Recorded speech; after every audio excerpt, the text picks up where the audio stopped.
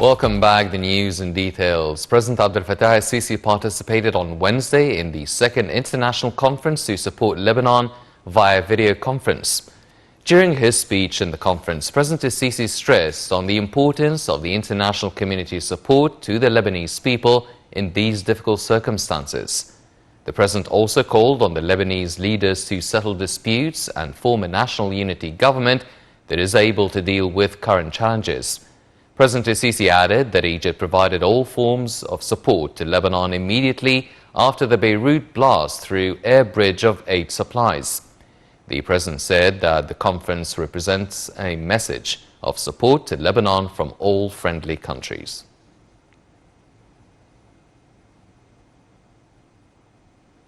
President Abdel Fattah al-Sisi inspected on Wednesday a number of models for multi-purpose vehicles which were produced by the civil sector in cooperation with the armed forces in light of the state's strategy of upgrading public transportation system for serving the civil sector and citizens.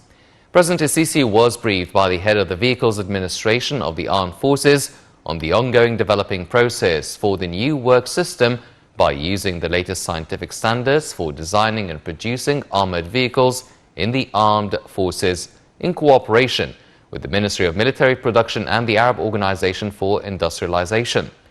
The president inspected the latest models of the armored vehicles which were manufactured by the armed forces according to the latest international systems within the framework of supporting the armed forces to confront terrorism and boosting police checkpoints.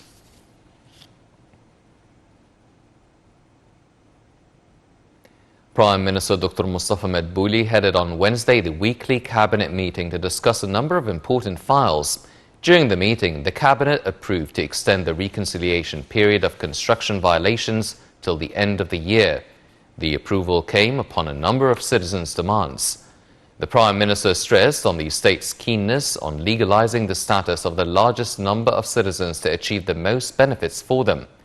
The Prime Minister added that the concerning governmental bodies are directed to facilitate procedures for the reconciliation demands. The Cabinet also approved to authorize the Ministers of Health and Finance to sign a contract with the Global Alliance for Vaccines and Immunization, GAVI, to provide 20 million doses of vaccine against COVID-19. The Prime Minister also gave his directives to prepare new deals with other companies to secure larger amounts of the virus vaccines. Meanwhile, the Minister of Health reviewed the latest developments of the coronavirus.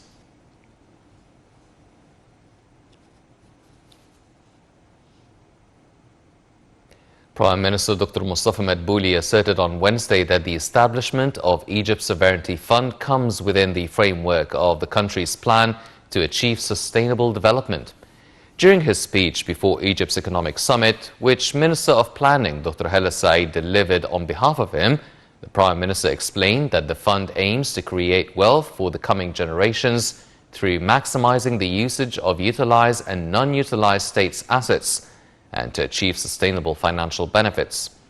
The Prime Minister pointed out that the fund also succeeded to attract more foreign investors and to sign agreements with new partners despite recent economic challenges.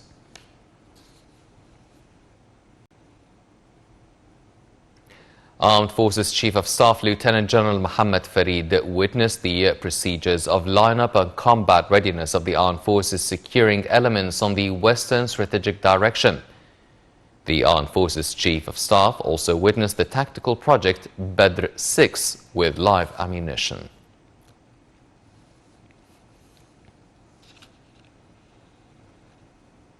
Egypt, Greece and Cyprus continue the joint military exercises Medusa 10 in the Mediterranean Sea off the coast of Egypt.